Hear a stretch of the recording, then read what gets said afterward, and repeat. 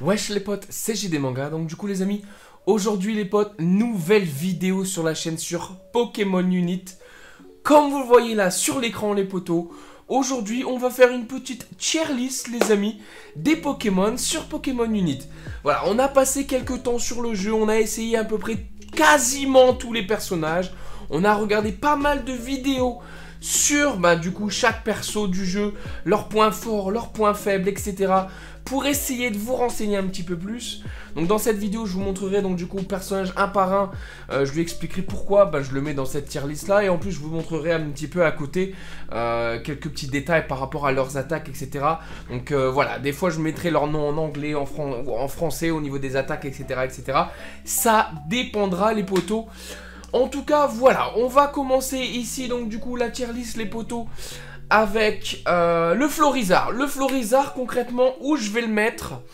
Florizarre, je vais le commencer, si vous voulez, à le mettre en C. Ok, je sais, vous allez me tomber sur la gueule. Lilian pareil, hein, mais pourquoi Florizarre C? Pourquoi là en fait concrètement Florizarre je l'ai trouvé un peu déjà fragile, très honnêtement. Il fait des dégâts, mais ces dégâts concrètement c'est plus principalement on va dire en AOE avec son attaque tranchère je crois de mémoire. Attendez, on va regarder ça rapidement.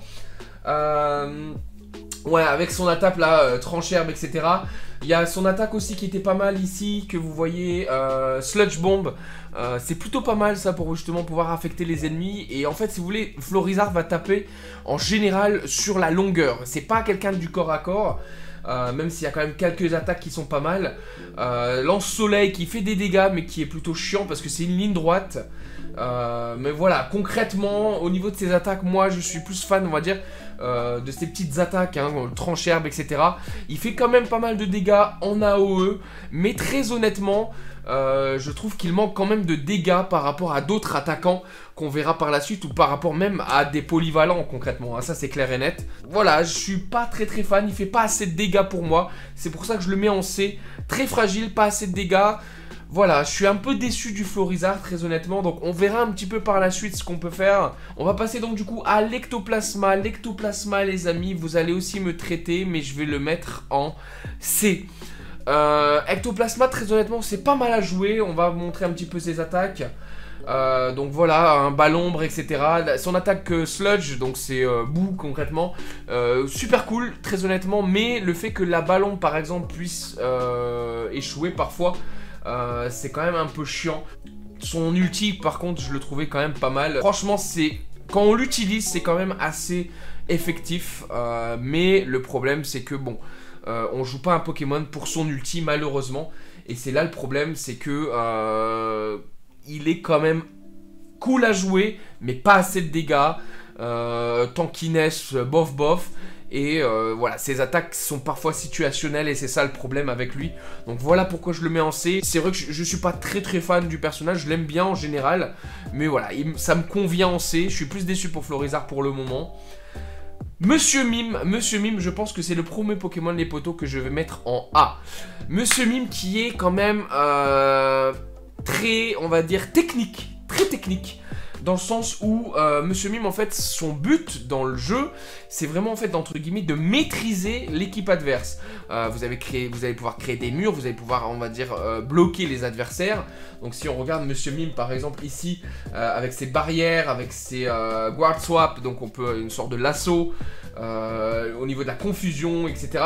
Voilà, c'est un Pokémon qui va être là pour contrer l'équipe adverse, pour pouvoir la maîtriser, en aide en plus de ça avec quelqu'un. Donc c'est un support qui peut faire quand même pas mal chier, très honnêtement, l'équipe adverse.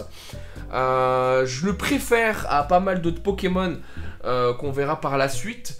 Et je pense très honnêtement que Monsieur Mime sera, on va dire, un Pokémon qu'on verra assez souvent dans le jeu par rapport à ses capacités. Je pense que vraiment je suis convaincu que Monsieur Mime est quand même très fort. Il faut juste de la technique, il faut juste jouer, on verra un peu. Donc je vais le jouer un peu plus, on verra un peu ce que ça donne. Je pense pas que ça sera mon main, très honnêtement, parce que c'est pas mon style de jeu, hein, le contrôle. Même sur Yu-Gi-Oh! J'étais très OTK. Bon voilà, on verra un petit peu ce que ça donne.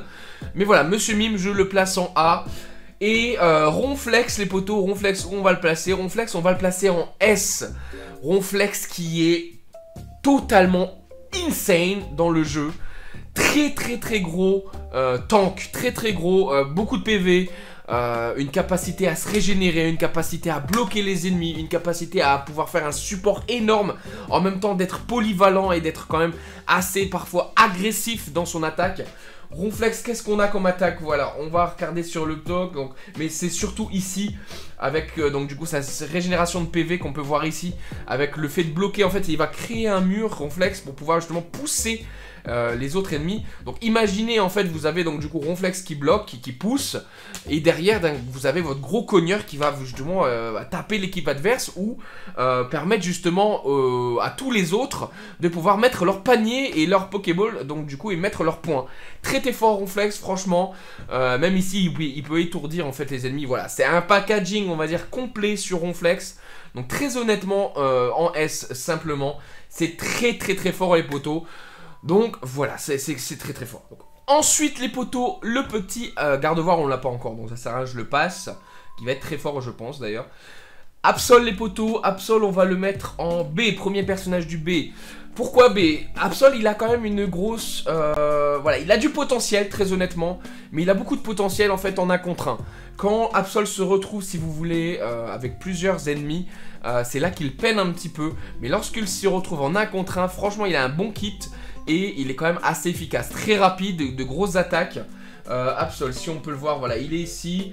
Donc son attaque feinte, Night Slash, etc. Donc sa poursuite qui permet de... Donc du coup, c'est un peu comme Zeraora en fait, où il peut donc du coup aller... Entre guillemets, ça peut vous servir pour vous sauver, pour rattraper un ennemi. Donc c'est quand même très fort. Donc en 1 contre 1, très honnêtement, avec son attaque tranche, etc. Psycho Cut. Voilà, en 1 contre 1, c'est un personnage qui va vous carry. Mais quand il y a plus d'ennemis, c'est quand même tendu. Vous voyez que par exemple en endurance, il a que 2. Et voilà, en mobilité, il est très bon, en offense, etc. Mais par exemple en défense, quand il y a beaucoup d'ennemis, il va se faire éclater. Et en fait, si vous voulez, en 1 contre 1, l'avantage de Absol, c'est que vous pouvez gérer en fait les attaques adverses avec les dashs, etc. Il y a moyen de faire quelque chose. Tandis qu'avec une mêlée, en fait, c'est impossible à gérer. Et donc, du coup, malheureusement, c'est quand même très compliqué. Karchatroc, les potos, S tout de suite. Karchatroc, c'est en gros, si vous êtes contre un Karchatroc ou si vous le jouez et que vous tombez, voilà, qu'il est arrivé niveau 10, niveau 11, etc., vous faites éclater la gueule, en fait. Karchatroc, en fait, si vous voulez, le problème, c'est que il y a moyen que vous vous retrouvez contre lui lorsque vous êtes niveau 7, 8, même pas transformé totalement, et vous avez lui en face, les potos, vous vous faites éclater la gueule. 3 attaques, vous êtes rentrés à la base, les potos, c'est un truc de ouf. Son kit, son tunnel qui est pas mal, je l'utilise pas beaucoup, je l'ai pas utilisé beaucoup de fois. C'est plutôt Dragon Rush que j'utilisais pas mal de fois, Dragon Claw également, Earthquake qui est, voilà, tremblement de terre, qui est séisme dans l'attaque Pokémon, donc séisme qui est très fort puisque ça touche tout autour de vous.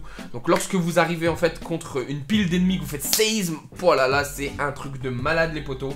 Et son ulti c'est un bordel, donc en gros voilà, il va le déchaîner concrètement.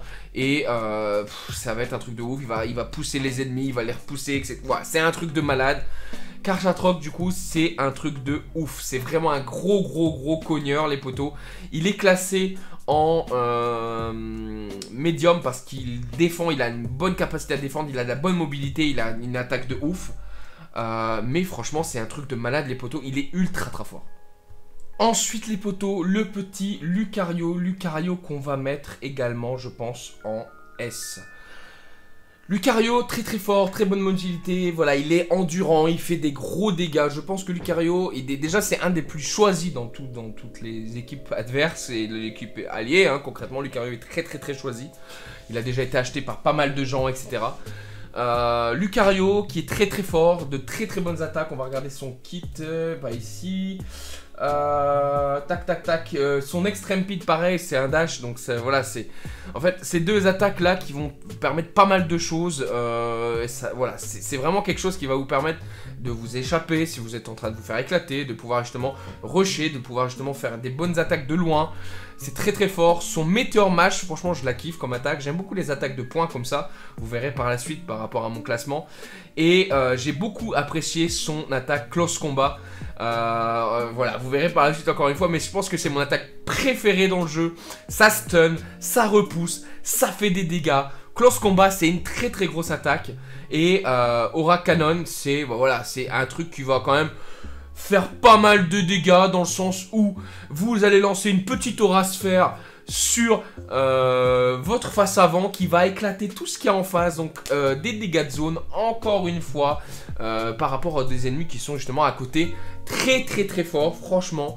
Je pense que ça va être une unité qui va être sincèrement dans quasiment toutes les équipes pendant un bon et un long moment, les potos. Ensuite, donc du coup, Krabarak. Les potos, Krabarak.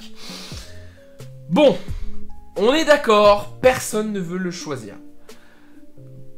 C'est logique, c'est pas un Pokémon qui est attrayant, c'est pas un Pokémon qu'on a envie de jouer. Pourtant, Krabarak, bah les amis, on le met en A.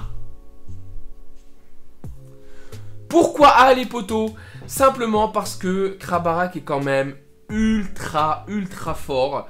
Et je pense que par la suite, Krabarak va pouvoir peut-être devenir un main qui va être pris par des gens techniques, encore une fois, un peu comme Monsieur Mime.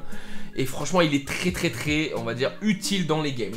Pourquoi il est utile? On va revenir ici, avec donc du coup, c'est là, si je me rappelle plus en anglais, c'est, voilà, c'est Shell Smash. Donc du coup, Shell Smash, qu'est-ce que ça fait complètement? Ça va du coup... voilà, c'est comme dans Pokémon en fait, dans le jeu, vous savez, je sais plus, est-ce que c'était la même? Non, en gros, c'est lorsqu'il sort de sa coquille, vous voyez, pour booster, etc. Donc là, c'est pareil, donc vous vous boostez en fait, vous allez donc devoir avoir beaucoup d'attaque spé, et grâce à ça, avec la vitesse également, donc du coup, puisque concrètement, vous perdez votre coquille, donc vous allez avoir donc du coup... convertissant un pourcentage défini de défense et des défenses spéciales en attaque spé, et en plus de ça, ça augmente votre défense. Donc combinez donc du coup cette attaque ici, donc Shell Smash, avec l'attaque qui est en dessous ici, X-Teaser, hein, c'est ça en anglais. Voilà, très fort dans le sens où cette attaque est très puissante, et Shell Smash, ce qui va vous permettre d'augmenter de manière considérable votre attaque, votre speed, votre attaque spé. Très fort ce personnage, et voilà, c'est pour ça que je le mets ici, concrètement les amis. Il est en A, dans le sens où personne ne le choisit. Il est très sous-coté parce qu'il est moche. Mais c'est un Pokémon qui est très fort, essayez-le, vous n'allez pas être déçus les potos. Donc ensuite les potos, au niveau de sa tier list, on a le petit Amphinobi. Amphinobi, c'est compliqué, j'hésite entre la A et la B. Allez, je vais mettre Amphinobi en B. Amphinobi, il est bon, très honnêtement, c'est simplement un Pokémon pour jouer à distance, hein, avec ses shurikens, etc. Donc voilà, les Water Shuriken. Surf, qui est plutôt cool également. La Double Team, hein, c'est pas mal. Son attaque et Shuriken, son attaque spé est très cool. Pourquoi je le mets en B? Un peu pareil que, par exemple, Absol. Dans le sens où, en fait, il fait pas beaucoup de dégâts. Il est très cool pour rester à distance, pour pouvoir justement gérer un petit peu la distance avec les autres Pokémon. Mais Amphinobi, très honnêtement, voilà, en a contre un rapproché, il se fait éclater la gueule. Et lorsqu'il y a beaucoup d'adversaires, il se fait encore plus éclater la gueule. Donc concrètement, Amphinobi, c'est un bon Pokémon à exploiter. Je pense qu'il y a pas mal de personnes qui vont le prendre. C'est juste que... il est pas situationnel, mais voilà, il faut aimer le jeu, il faut rester à distance, etc.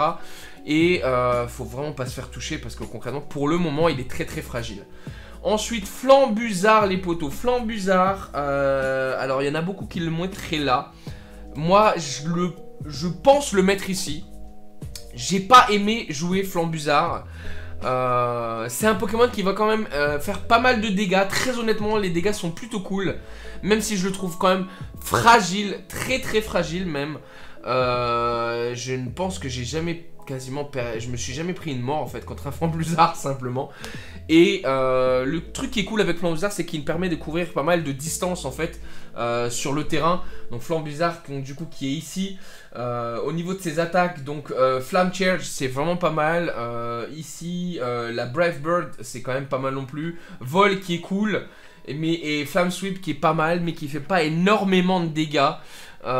Franchement, le truc est... Voilà, avec Flambe Blizzard, ce qui est cool, c'est vraiment le fait de couvrir des distances, le fait de pouvoir justement ne pas avoir, on va dire, énormément de difficultés à parcourir la map, on va dire ça comme ça. Et même si son kit est cool, même s'il y a quand même pas mal de variétés, j'ai vraiment pas apprécié le jouer, je l'ai pas joué plus que ça, ça n'a pas été mon kiff si vous voulez en fait là sur Pokémon Unite concrètement. Dracofeu qui est certainement un des mains les plus populaires, certainement. Même si la tendance est que, comme Dracofeu est disponible dès le début du jeu, il n'y a pas beaucoup de personnes qui le prennent, au moins une par équipe c'est sûr. Mais Dracofeu n'est pas en S, Dracofeu il est en A. Dracofeu très bonne unité, qui tank, qui tape, qui parcourt, qui a une bonne endurance, qui fait un peu de tout. Dracofeu qui est ici, hein, bien évidemment. Son attaque, donc du coup, ses attaques de base, etc. Les flamèches, les lance-flammes qui sont vraiment cool. Moi, ce que j'ai bien kiffé, c'est l'attaque Fire Blast. Donc du coup, son attaque Say Seismic Slam, c'est quand même pas mal aussi, vu que ça permet donc du coup de gérer les adversaires, de les bouger, etc. Vraiment cool. C'est juste que le fait qu'il soit aussi accessible dès le début, franchement, ça me fait j'ai pas trop envie de le jouer, vous voyez. J'aime bien les personnages qui puissent s'acquérir, des personnages qui puissent... voilà, et ça dépend un petit peu. Je sais pas exactement comment ça se passe sur League of Legends, mais j'aime bien avoir ce côté un peu premium. Mais bon, on verra par la suite un petit peu ce qu'ils vont faire avec le jeu. Mais Dracofeu quand même très bon personnage, les potos. Zeraora qui est pour le moment avec un autre Pokémon, un de mes mains, jusqu'à temps que j'ai l'autre Pokémon. Je suis en train d'attendre en fait. J'ai pas envie d'utiliser mes pièces parce que je sais que Tortank arrive, donc j'ai pas envie d'acheter beaucoup de choses à côté. Mais Zeraora que je mettrai donc du coup en A. Très honnêtement, en fait le problème avec Zeraora, si vous voulez, c'est que il commence très on va dire lentement. Donc concrètement en fait au début ses attaques c'est quand même assez chiant. Il n'y a qu'une attaque où il va faire des dégâts. Le reste donc du coup il va dodger. Donc ça vous permet quand même d'échapper aux ennemis, etc. Mais c'est vrai que c'est quand même embêtant, puisque il commence très doucement. Mais après qu'est-ce qu'il tape? Franchement qu'est-ce qu'il tape? Donc agility, donc c'est les dash hein.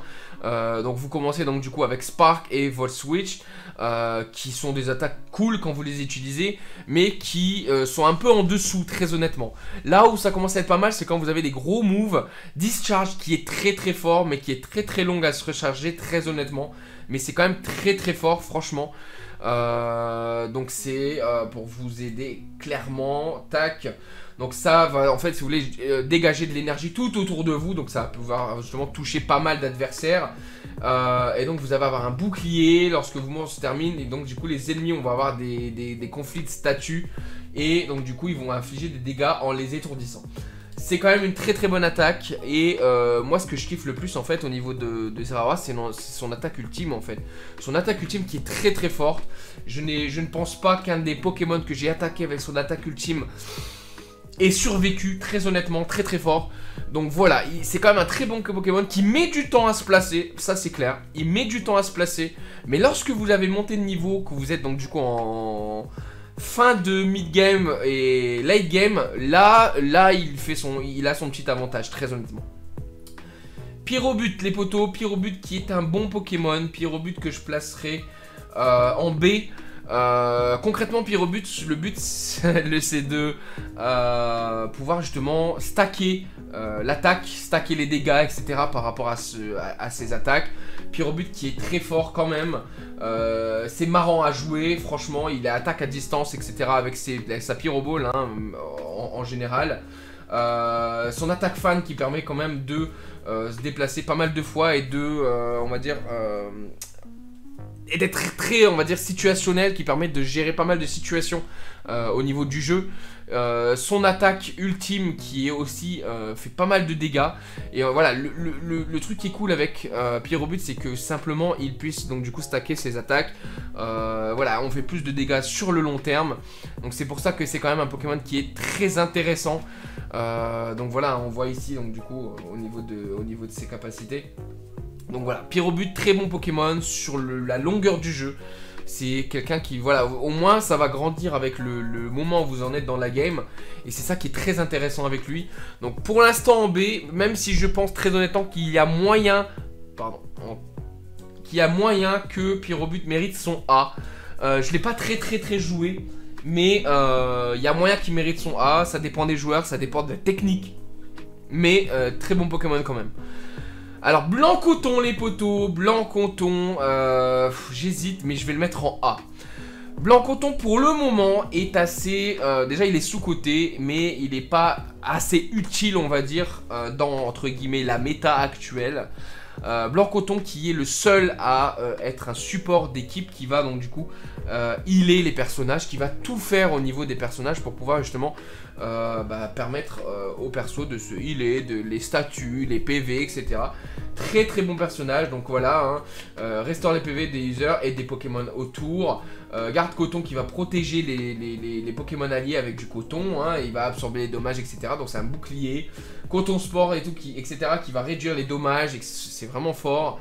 Et son attaque ultime, par contre, je ne l'ai pas utilisé souvent. Donc, qu'est-ce qu'elle fait son attaque ultime? Vous voyez, pour le fait que, voilà, tellement ses attaques de base sont fortes, son attaque ultime, je m'en souviens même pas.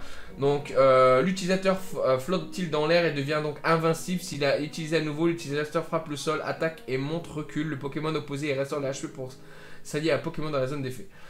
Donc, ça m'a l'air d'être correct dans le sens où il va faire des dégâts, il va soigner et il va faire d'autres effets avec les Pokémon adverses.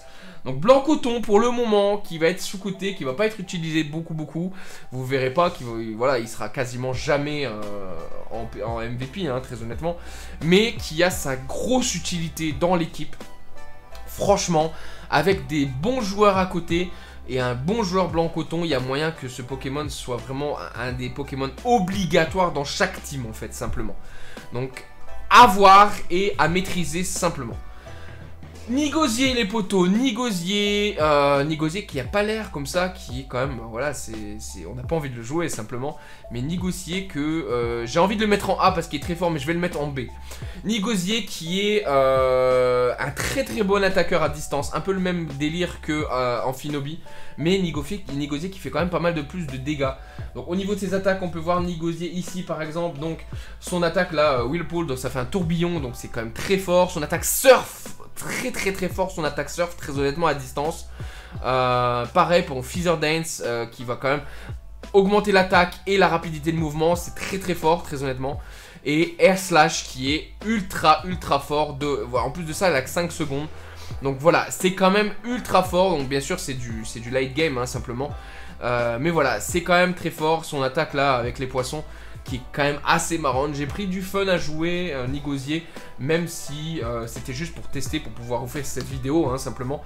Mais voilà, concrètement Nigosier, je le mettrai en B parce que je trouve... donc en fait, je voulais le mettre en A, mais parce qu'en fait, il est meilleur qu'Amphinobi, mais il n'est pas au même niveau que cela. Donc on va le laisser en B. Ensuite les potos, Pikachu qui y en a beaucoup qui mettraient en S. Pikachu que je mettrai également en A simplement. Pourquoi? Pikachu très fort. Pikachu au niveau de son attaque cage éclair, qu'est-ce qui est casse-couille. Cage éclair qui est là, voilà, Electro-Web, putain c'est ultra chiant. Faut retrouver là-dedans, c'est vraiment énervant. Ses petites attaques de départ sont très fortes. Son attaque tonnerre qui est cool, Electro-Ball qui permet de toucher de loin. Très fort Pikachu, j'ai rien à dire, il mérite son A. Beaucoup le mettraient en S, mais je pense qu'il faut pas s'emballer. Très honnêtement, entre un Pikachu et un Cachatroc au niveau 11, Cachatroc lui claque la gueule. Donc concrètement, voilà, Pikachu en A c'est très bien, c'est suffisant. À voir si à un moment ils vont nous mettre la possibilité d'avoir donc du coup l'évolution et passer en Raichu peut-être avec un skin ou un truc du genre, ça serait ultra cool. Mais déjà Pikachu là très fort en Raichu, ça je pense que ça serait un gros atout. Gardevoir Tortank, je l'attends bien évidemment. Mélodelph, on l'a pas encore. Ensuite les potes, on continue, on en a plus beaucoup très honnêtement.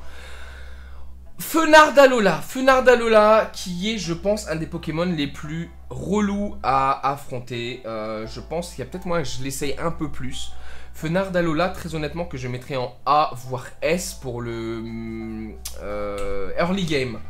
On va le mettre en A parce que je pense qu'il faut mériter vraiment son S. Pourquoi Fenardalola en A? Parce que c'est très on va dire, il est en attaquant alors que franchement il fait tout. Il met des murs, il buff ses alliés, il les protège, il gèle, il fait de la OE. C'est un truc de ouf. Fenard, il a une attaque de base qui est, je sais plus où, ah je le vois, oui, sur le site en fait il n'y a pas, donc du coup Fenard au niveau de ses attaques. Donc concrètement Fenard, il y a une attaque de base qui va faire donc du coup, qui va faire du multiple touch. Donc voilà, il va toucher pas mal d'adversaires, donc ça va faire beaucoup de hits. En plus de ça, il a du gel, donc qui permet de ralentir les équipes adverses. Il va buffer les alliés, il va créer des murs. Fenard est très très chiant. En early game, son attaque, donc du coup, il fait du multiple hit. Très très fort en early game et en mid game et en late game. Très honnêtement, il va beaucoup servir. C'est un bon Pokémon. Le seul défaut malheureusement de Fenard, bien sûr, c'est qu'il est fragile.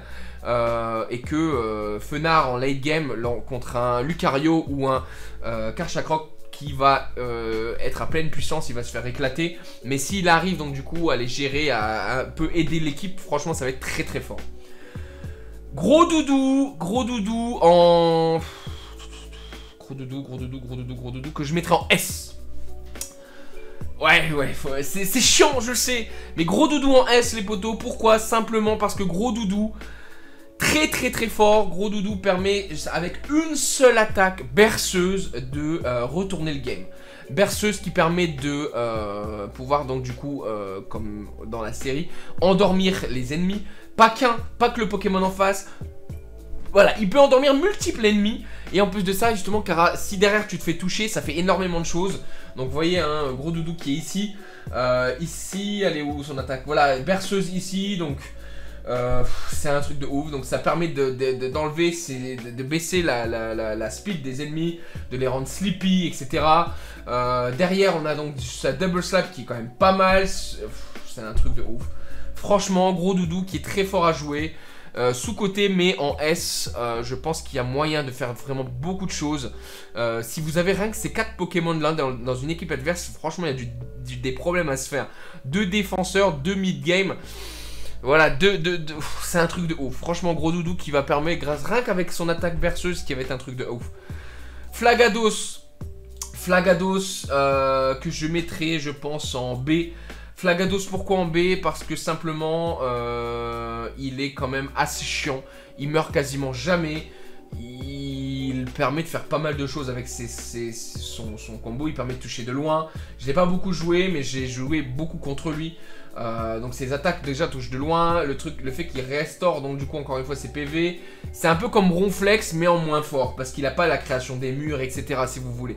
Mais le fait qu'il puisse donc du coup tanker à ce point là, on va le mettre en B parce qu'il est quand même assez difficile à faire tomber. On va dire en early et en mid game c'est difficile, en late game c'est un peu plus facile. Et là les amis, on va passer à mon coup de cœur. Si vous n'avez pas vu ma vidéo découverte, je vous invite à aller la voir là-bas. Macogneur les amis, je sais que c'est un peu surjoué dans le sens où c'est simple, certainement pas bon. Mais Macogneur les potos que je vais mettre en S. Pourquoi? Parce que je pense que je n'ai jamais perdu de game avec Macogneur. C'est simplement ça. Macogneur qui a une très bonne capacité de déplacement en early game, qui court très vite, qui va permettre grâce à ses attaques de taper rapidement, de évoluer en match hopper également rapidement. Avec Macogneur, ce que j'aime faire donc du coup c'est d'aller taper donc du coup tout ce qui est Ludicolo etc en premier parce qu'il les défonce même en match choc et ça permet d'avoir un avantage considérable.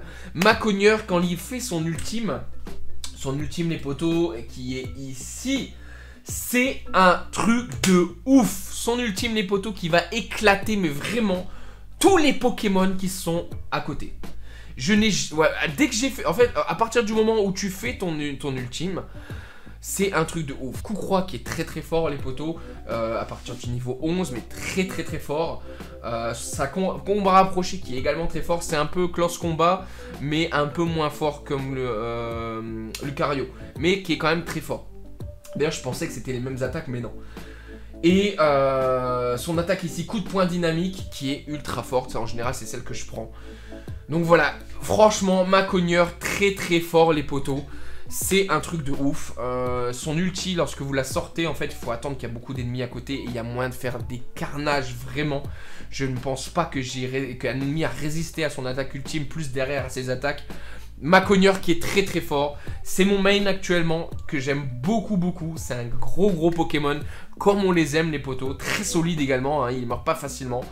Donc voilà, c'est un très gros personnage. Donc je vous conseille de le jouer mais pas trop parce que c'est le mien. Donc voilà les potos, concrètement... on a fini cette tier list. Il nous reste 3 personnages à classer qui ne sont pas encore disponibles sur le jeu. Gardevoir, Tortank et Melodelph. Tortank, j'espère vraiment qu'il va être fort puisque ça sera mon main avec Macogneur certainement pour l'instant. Gardevoir, on verra, je pense qu'il va être très fort également s'il a la télékinésie, etc. Et Melodelph qui peut être chiant également comme Gros Doudou avec certainement Berceuse ou peut-être Météore qui peut être sympa avec les petits clins d'œil à l'anime. On espère que Météore va faire quand même pas mal de dégâts puisque voilà, il y a peut-être pas mal de chances que ça puisse popper des belles attaques. Voilà les potos, dites-moi vous ce que vous avez kiffé sur le jeu, quel est votre main, ça serait cool, je suis vraiment intéressé par les mains des joueurs en ce moment. Donc dites-moi dans les commentaires quel est votre main les potos, abonnez-vous sur Twitter pour qu'on puisse discuter, programmer pourquoi pas des games ensemble les potos, hein, ça serait sympa. Donc par la suite je donnerai mon code, hein, concrètement peut-être que même dans le code découverte vous l'avez déjà, donc vous pouvez m'ajouter les amis. En tout cas voilà, j'espère, c'est ma propre tier list bien évidemment, elle n'est pas science infuse, hein. C'est mon ressenti par rapport pour l'instant au jeu simplement, mais je pense qu'au niveau du S on est pas mal, peut-être Macogneur en A, mais c'est vraiment un coup de cœur que j'ai eu et franchement il est très fort. Mais le reste très honnêtement Ronflex, Cachatroc, Lucario et Gros Doudou en S c'est sûr, il n'y a pas à tortiller. Voilà les potes, si vous avez kiffé, laissez votre petit commentaire, votre petit pouce bleu, abonnez-vous pour plus de vidéos sur la chaîne les amis. Moi j'ai kiffé vous faire celle-ci, c'était ma première tier list sur la chaîne. Je vous remercie du fond du cœur, c'était JD Manga les potes, à bientôt sur Pokémon Unite, salut les potes.